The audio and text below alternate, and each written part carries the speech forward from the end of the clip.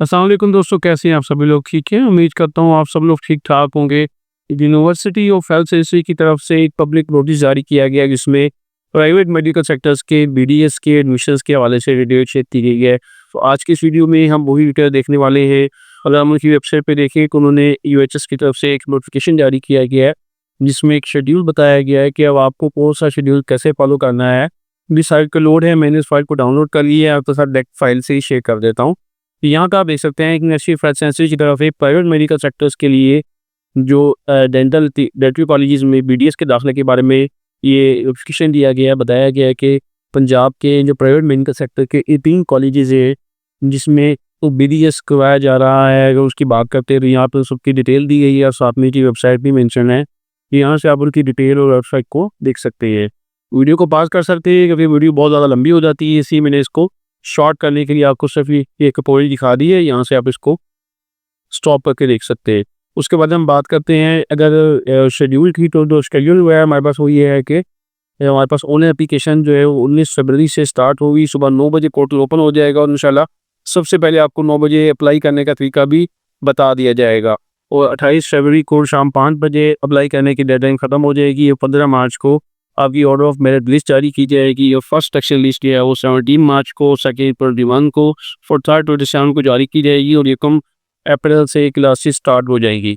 अब यहाँ की कुछ चीज़ें हैं जो कि आपके नोटिस में होना ज़रूरी है। अगर आपको तो देखिए तैयार बताया गया है कि पीएमपीसी से जो डिटेल शेयर की गई उसके मुताबिक ही आपकी लिस्टें बनाई गई। इसमें कुछ चेंजिंग भी हो सकती है, कुछ सीट्स में भी कमी या बेशी हो सकती है। अगर हम बात करते हैं विशेष पोर्टल लिंक की, तो बीडीएस के लिए http://bds.uhs.edu.p के पोर्टल का लिंक है, इस पर आपने चले जाना है। और अब इसको अप्लाई करने के लिए कुछ इंस्ट्रक्शंस हैं, जो कुछ आपने बातें मद्देनजर रखनी है। वो क्या है? वो ये है कि दरख्वास्त अप्लाई करने के लिए आपने ऑनलाइन पोर्टल पर शेड्यूल के मुताबिक अभी अप्लाई डालना है। उसके अलावा 24 आवर के लिए ये वैलिड होगा, उसके बाद ये इनवैलिड हो जाएगा, एक्टिव नहीं रहेगा। डाक के ज़रिए या कोरियर के ज़रिए या बाय हैंड कोई भी एप्लीकेशन अगर जमा करवाई जाएगी तो वो एक्सेप्टेबल नहीं होगी। उसके अलावा ये है कि आपको अपने कॉलेजेस की जो प्रेफ़रेंस है उसको खुद सेट करना होगा कि सबसे पहले किसका, फिर किस कॉलेज को, फिर किस कॉलेज को। और यहाँ पे ये भी कोई लिमिट नहीं है कि आप 4 से 5 कॉलेज सेट कर सकते हैं। आप चाहे सारे कॉलेज सेट कर लें अपनी प्रेफ़रेंसेस की बेस पर। लेकिन आपको कम से कम एक कॉलेज लाज़मी प्रेफ़र करना होगा जिसमें आप अपना एडमिशन डालना चाहते हैं। उसके अलावा अगर आपने अप्लाई की है, अप्लाई करते हुए कोई भी मिस्टेक हो गई है, तो आपने तय करना है, आपने उसको एडिट करना है और उसमें एडिट कर सकते हैं। उसको लास्ट स्टेप की बुनियाद पर आप जो है, अगर आखिरी डेट को बात करते हैं तो आप अगर उसको 28 ऑफ फरवरी को शाम 4 बजे या 5 बजे से पहले तक इसको एडिट कर सकते हैं। और उसके अलावा ये है कि दरख्वास्तों में आखिरी तरीन तरीक़ तरमीम मुमकिन है, लेकिन जिस तरक़ीयात है या तरतीब वगैरह है वो बाद में काबिल तब्दील हो जाएगी। और जो तारीख जो आपने तरदीफ इसमें इनके प्रेफरेंस लिस्ट में ऐड नहीं किया हुआ, उसको आप फिर उसके बारे में आपको कभी भी अपग्रेडेशन में नहीं लाया जाएगा। अब हम बात करते हैं कि एलिजिबिलिटी क्राइटेरिया की, तो आपने एमडी-कैट पास किया हुआ, बीडीएस के लिए आपके 50% मार्क्स हैं एमडी-कैट में। 2023 ये 24-25 सेशन के भी इस्तेमाल कर सकते हैं। अगर किसी भी उम्मीदवार ने एमडी-कैट 2023-24 दोनों दिए हुए हैं तो जिसमें ज़्यादा रिजल्ट इसका अच्छा है वो वही यूज़ कर सकता है। और इसके अलावा जो हॉनर स्टूडेंट हैं उन्होंने एचएसएससी के 12वीं जमात इसके इक्विवेलेंट कोई ओ लेवल ए लेवल्स की जो नॉलेज दिया हुआ है या क्वालिफिकेशन है इनकी, वो अपने उससे रिलेवेंट टेस्ट के बारे में देखेंगे, क्योंकि ये हमारे कंसर्न नहीं है तो उसके लिए हम इसको ज़्यादा डिस्कस नहीं करते। और बाकी जो एप्लीकेंट है उसके पास अगर प्री मेडिकल ग्रुप में एचएसएससी का आईबीसीसी से इक्विवेलेंट सर्टिफिकेट है जिस पे 60% मार्क्स हैं तो वो अप्लाई कर सकता है। और उसके अलावा हम बात करते हैं कि अगर आप पाकिस्तान के किसी भी ज़िले का डोमिसाइल रखते हैं तो आप इसको दरख्वास्त दे सकते हैं। यहाँ पे पंजाब नहीं कहा गया, पाकिस्तान के किसी भी ज़िले वाले लोग यहाँ पे अप्लाई कर सकते हैं।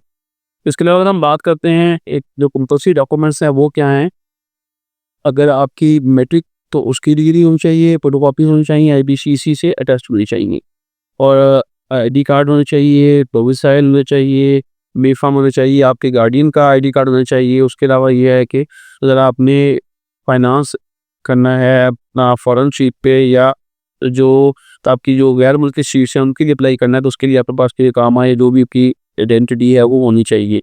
उसके बाद अगर हम बात करते हैं कि आपने पिक जो डॉक्यूमेंट्स हैं उसको जमा कैसे करवाना है, ऑनलाइन जमा होंगी। उसके अलावा आपको उसकी स्कैन की कॉपी अपलोड करनी है जितनी भी डॉक्यूमेंट्स है आप उसको जेपीजी फॉर्मेट में करेंगे और 1 MB से कम साइज़ में होंगे, इसके लिए आप कैम स्कैनर को यूज़ कर सकते हैं।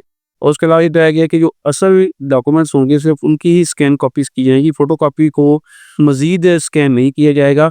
और जो डबल साइड जिस डॉक्यूमेंट्स हैं, फॉर एग्जाम्पल CNAC, उसकी अलग फाइल अपलोड करनी है और नामों के साथ सेव कर लें ताकि आपको अपलोड करते हुए वो गलत चीज़ अपलोड ना हो जाए। अब बात करते हैं कि कुछ इंस्ट्रक्शन है एडमिशन के हवाले से कि वो अपनी फ़ीस स्ट्रक्चर को, उसके वेरिएबिलिटी को और उसकी पेमेंट डिटेल को वेरीफाई कर लें। बाद में वो किसी भी पॉइंट पे नहीं जाते या उनको पता ही नहीं है कॉलेज किधर है, ऑफिशियल वेबसाइट का नहीं पता, तो उसके बाद वो खुद रिस्पॉन्सिबल होंगे। अगर किसी भी डॉक्यूमेंट्स को आपने बाद में देखा, हमें पता चला कि यहाँ पे कोई प्रॉब्लम है या कोई एम्परिंग की गई है, तो उसके खिलाफ कानूनी कार्रवाई भी की जाएगी, उसका नेम भी एक्सपेल कर दिए जाने का। और उसके अलावा ये बताया गया कि जो प्राइवेट मेडिकल सेक्टर्स हैं, उनमें जो भी कैंडिडेट सेलेक्ट होते हैं उनको क्या करना होगा, सिलेक्शन लिस्ट की जरा के 3 दिन में फ़ी पे करनी होगी। उसके अलावा खुद जाके फोकल पर्सन से मिलना होगा, जॉइनिंग देनी होगी। और उसके अलावा आपने क्या करना है, असल जॉइनिंग रिपोर्ट और डॉक्यूमेंट्स को अपलोड करना होगा पोर्टल पे।